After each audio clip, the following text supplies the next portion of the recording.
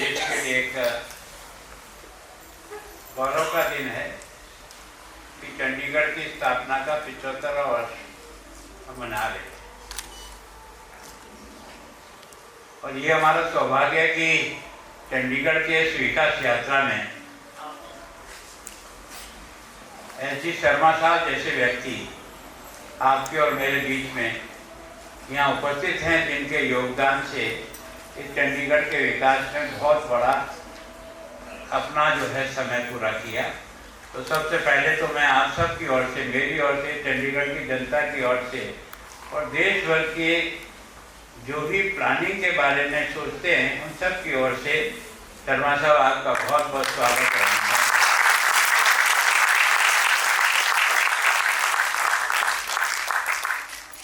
और मैं जब से यहाँ आया हूँ, मैं जनरल पी मलिक साहब को बराबर हर कार्यक्रम में देखता हूँ।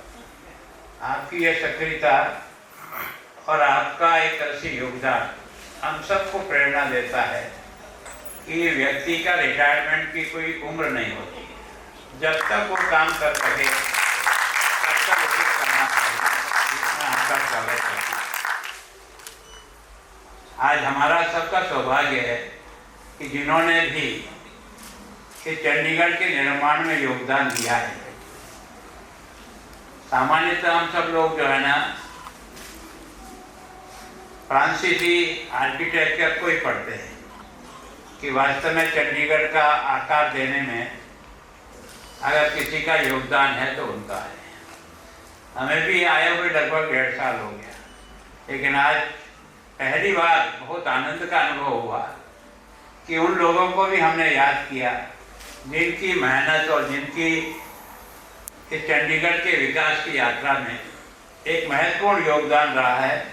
उन सबको भी आपने आज सम्मानित करने का प्रयास किया, उनके परिवारजनों को सम्मानित करने का प्रयास किया और जो कुछ भी उनके बारे में आपने पढ़ा है, मैं सोचता हूँ कि ये हमारे भविष्य के विद्यार्थियों को चंडीगढ़ की इस यात्रा को समझने में बहुत बड़ा मददगार होगा।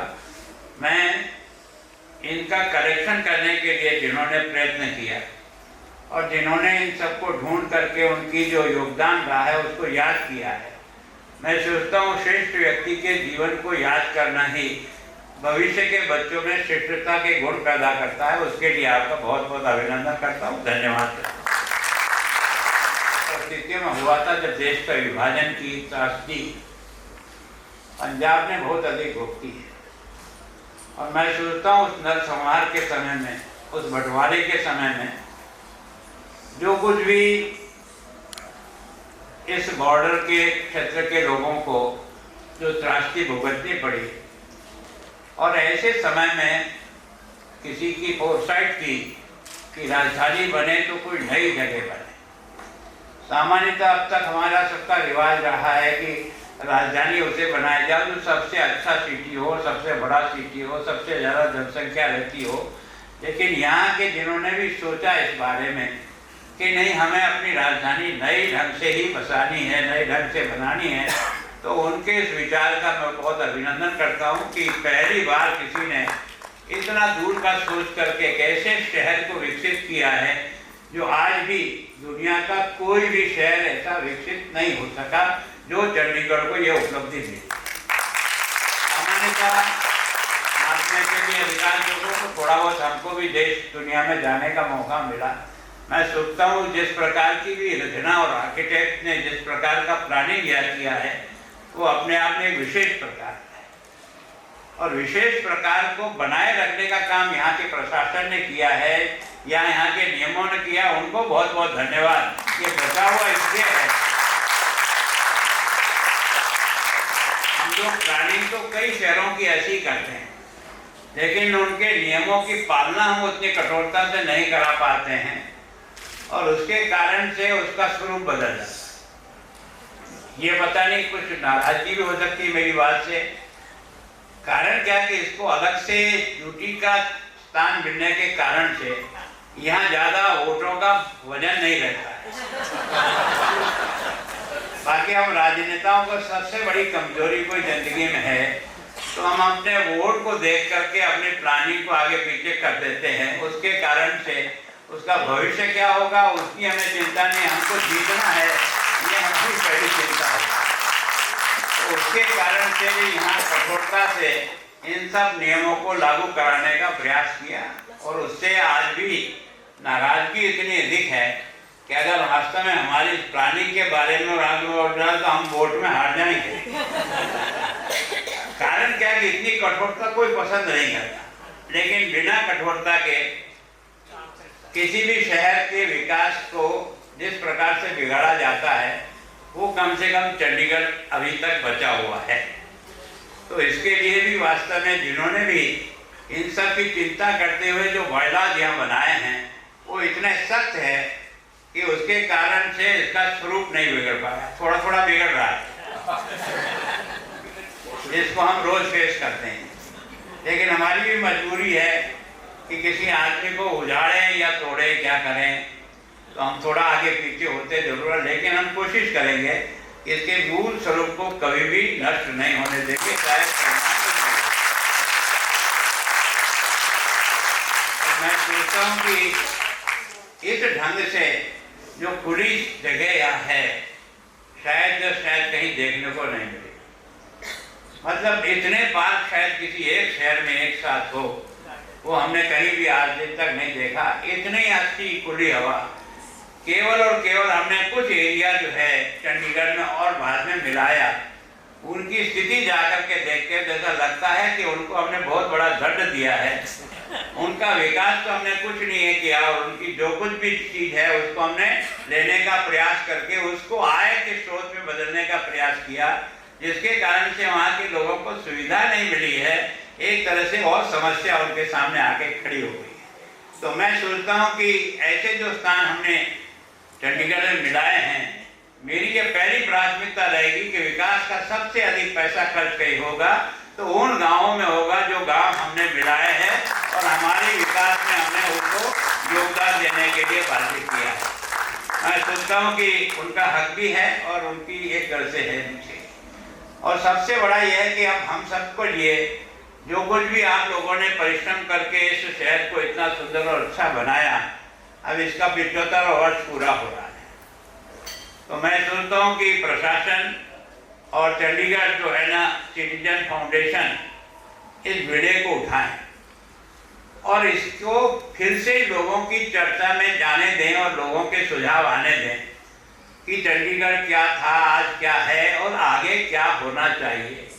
2047 तक का विकसित भारत के रूप में जो हम कल्पना कर रहे हैं वो विकसित चंडीगढ़ कैसा हो, जिसमें इन सब आवश्यकताओं की पूर्ति भी हो और इन सबका जो है ना एक तरह से फर्दर डेवलपमेंट भी हो। कई बार मेरे को विचार आता है, आप भी मेरे विचार से सहमत नहीं होंगे, मुझे ऐसा लग रहा है कि हमने नियमों के तहत ये केवल और केवल रिटायर्ड लोगों की रहने की बस्ती बन करके नहीं रह जाए, इसके विकास को भी हमें नजरअंदाज नहीं करना पड़ेगा, क्योंकि आर्थिक दौड़ में हमको भी उनके साथ दौड़ में आगे बढ़ना पड़ेगा। लेकिन हम अपने मूल स्वरूप को नष्ट नहीं होने दे करके हम किस तरह से आर्थिक दृष्टि से भी इसको संबल और ताकत दें, इसके बारे में जरूर आपको विचार करना चाहिए। जब आप चर्चा करेंगे इस 75 वर्ष के कार्यक्रम को हमने लगातार 3 साल तक मनाने का प्रयास किया है, 26 भी करेंगे, 27 और 28, और सभी संस्थाओं को जोड़ेंगे कि वो कोई न कोई कार्यक्रम है ना इस चंडीगढ़ का जो 75 वर्ष पूरा हुआ है, आप किसी न किसी विषय को लेकर चंडीगढ़ के विकास के लिए। अब मैं सोचता हूँ सुखना लेक जो एक तरह से आज की तारीख में हमारी चुनौती बनी हुई है। कल ही लोकसभा में प्रश्न उठाया था कि सुखना लेक में सिल्टिंग हो रहा है, जिसके कारण से सुखना लेक का जो कैपेसिटी थी, वाटर कैपेसिटी, उसमें कमी आ रही है। वो भी हमारे लिए एक चुनौती है और मैं सोचता हूँ कि उसको हम कैसे बचाएं, और हम कोशिश कर रहे हैं कि उसका जो पीछे का साइड है इसको रामसर साइड घोषित कराने के लिए हम निरंतर प्रयत्न कर रहे हैं। शायद 2-4 महीने में हमको रामसर साइड की जो है ना एक तरह से उपलब्धि हो जाएगी, तो हम पर्यावरण की दृष्टि से भी इसको अच्छी से अच्छी बना सकेंगे और इसकी सुरक्षा के लिए। और मैं सोचता हूँ कि चाहे वो पक्षी हो, चाहे वो पशु हो, जानवर हो, उनको भी कैसे हम यहाँ सुरक्षित रख सकते हैं उसके लिए प्रयत्न कर रहे हैं। तो मैं सोचता हूँ और मैं सोचता हूँ कि हरियाली का जो परसेंटेज है शायद देश और दुनिया में किसी शहर में इतना हरियाली का प्रतिशत नहीं होगा।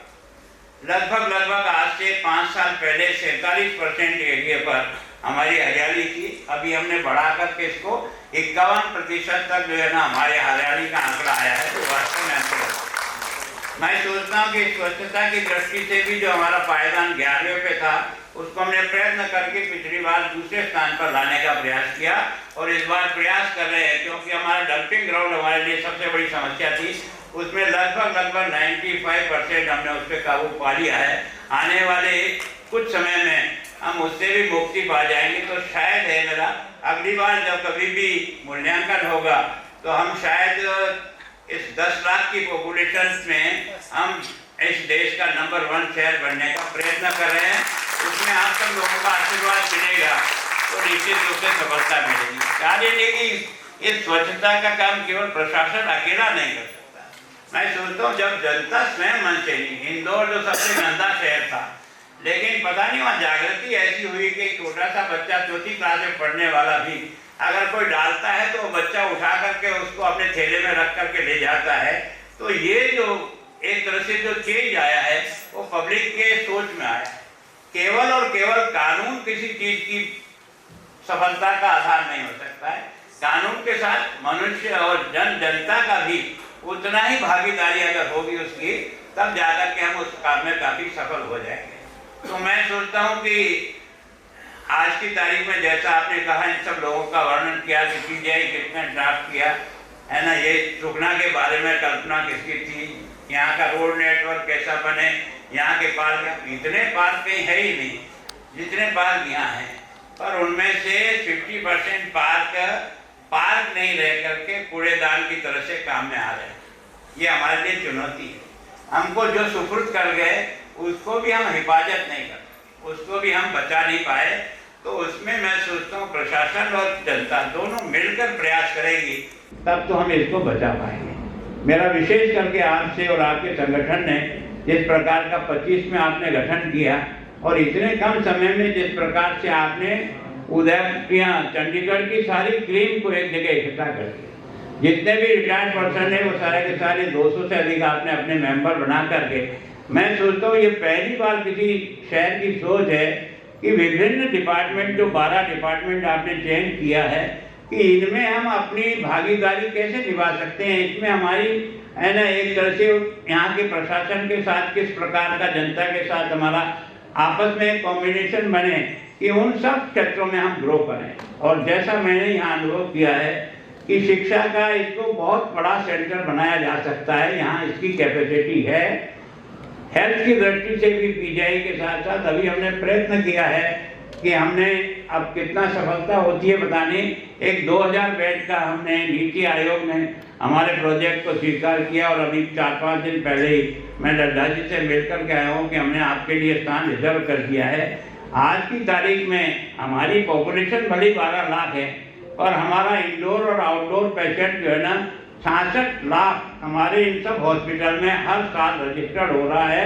इसका मतलब केवल और केवल हम चंडीगढ़ की सेवा नहीं कर रहे हैं। तो मैं सोचता हूँ जम्मू कश्मीर से लेकर हिमाचल से लेकर के हमें हरियाणा और पंजाब है, राजस्थान का भी कुछ जिले हैं जो यहाँ से जैसे उत्तर प्रदेश का भी कुछ क्षेत्र हमारे साथ आता है। तो हमारी ये जो स्वास्थ्य की सेवाएं हैं ये केवल और केवल चंडीगढ़ की पूर्ति नहीं करती। हमारे तो 12 लाख तो पॉपुलेशन ही है, तो क्या 700 लोग बीमार नहीं होते हैं। लेकिन हमारा जो पिछले साल का आंकड़ा है विभिन्न हॉस्पिटलों में जो आउटडोर और इंडोर का जो रजिस्ट्रेशन हुआ है वो 66 लाख हुआ है। इसका मतलब इतनी बड़ी जनसंख्या को अच्छा मेडिकल सुविधा मिले। आपने देखा होगा कि हमारे हॉस्पिटल में एक बेड पर 2 बच्चे सोए हैं जिनका जन्म कल ही हुआ है। तो आप सोच सकते हैं कि वो दृश्य कितना दर्दनाक होता होगा, जिसको देख करके हम लोगों को भी बड़ी शर्म महसूस होती है कि हम इतनी व्यवस्था भी नहीं कर पाए कि जितनी डिलीवरी हमारे यहाँ होती है। और उसमें से केवल और केवल हमारी डिलीवरी यहाँ की 6000 है, जबकि आसपास के एरिया की जो है ना वो 10,000 डिलीवरी यहाँ चंडीगढ़ के विभिन्न हॉस्पिटलों में होती है।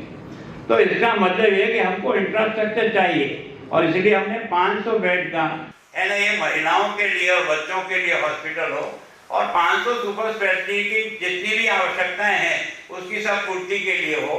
अभी तो मुझे जवाब तो सजीव और सकारात्मक मिला है, लेकिन कब और कितना मिलता है पर प्रयत्न कर रहे हैं। अभी हमको 23 करोड़ रुपए का एक और स्पेशलिटी का हॉस्पिटल मिला है, उसका काम हम 1-2 महीने में शुरू कर देंगे, वो भी अपना काम करेगा।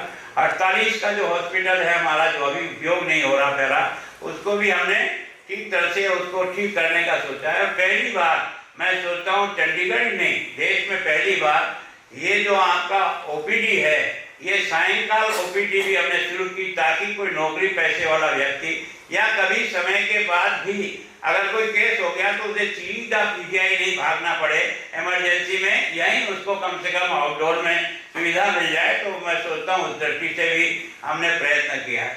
अब स्पोर्ट्स की दृष्टि से पंजाब और हरियाणा और चंडीगढ़ एक तरह से देश का सबसे ऊंचा पायदान किसी को प्राप्त है तो वो इन राज्यों को है। हमारे यहाँ स्पोर्ट्स के लिए बराबर, अब दोनों कैप्टन हमारे, लड़कियों का जो क्रिकेट है उसकी कैप्टन भी हमारे यहाँ की, और देश के जो पुरुषों का क्रिकेट है उसका भी एक तरह से उसका कैप्टन हमारे यहाँ से।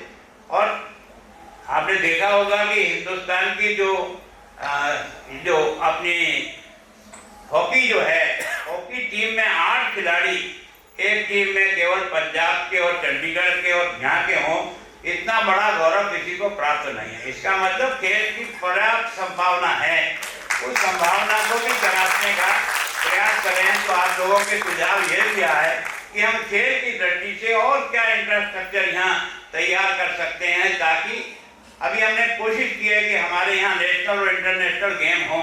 तो मैराथन दौड़ जो हमने पहली बार प्रयोग किया है, सारी दुनिया के मैराथन के लगभग 18 जो अलग अलग देश हैं उनके प्रतिनिधियों ने भी यहाँ भाग लिया। इसी तरह से हम हर महीने में कोशिश करें। लेकिन मैं सोचता हूँ कि आप लोगों की जो वर्षों की एक तरह से जो साधना है, जिस विषय की आपकी पारंगतता है, उसकी मदद अगर हमको मिले तो सुझाव आपके और हम दोनों बैठ के साथ करेंगे, लेकिन उसको कार्य रूप में परिणत करने के लिए प्रशासन पूरी मदद करेगा, पूरा ध्यान रख करके आगे बढ़ेगा। तो मैं सोचता हूँ रिटायरमेंट होता नहीं है, रिटायरमेंट तो एक तरह से काम के लिए और ज़्यादा आपको सक्षम बनाता है। और जैसा आप लोगों ने प्रयोग किया है, उस प्रयोग का लाभ चंडीगढ़ के आने वाले बच्चों को मिले, इसकी दृष्टि से भी मैं आप सबसे निवेदन करता हूं कि आप अपना पूरा योगदान दें और अपने अपने क्षेत्र में दें, जिसमें आपकी माहिरा है, जिस प्रकार की आपकी योग्यता है, उसके अनुसार कल ही आप इसको हमारी तरफ से बराबर ध्यान रख करके हमारा सहयोग करें। हम तो आपके साथ हमारे प्रशासन के अधिकारी सब बैठ करके भी अलग अलग दिन अलग अलग विषय के बारे में आपके एक्सपर्ट के साथ चर्चा कर सकते हैं, ताकि आपका और हमारा दोनों का मिला जुला क्या विचार बनता है और हम आगे 47 तक चंडीगढ़ को कैसा बनाना चाहते हैं, इसका कोई न कोई हमें गाइडलाइन मिलेगी तो हम निश्चित रूप से इसको आगे बढ़ाने का प्रयास करेंगे। एक बार उन परिवारों को जिनको योगदान के कारण से चंडीगढ़ को ये विकास का पायदान मिला है, उनके प्रति मैं अपनी ओर से बहुत बहुत आभार स्वागत करता हूँ आपका। और मैं इसी प्रकार से बाकी सब लोग भी इस चंडीगढ़ को एक दुनिया का सर्वश्रेष्ठ शहर बनाने में मदद करें, ताकि वास्तव में हम ये कह सकें कि हम चंडीगढ़ के निवासी हैं और चंडीगढ़ को हमने जैसा आप सब लोगों ने सोचा था उससे भी अच्छे स्वरूप में बनाने का प्रयास किया। धन्यवाद। जय भारत।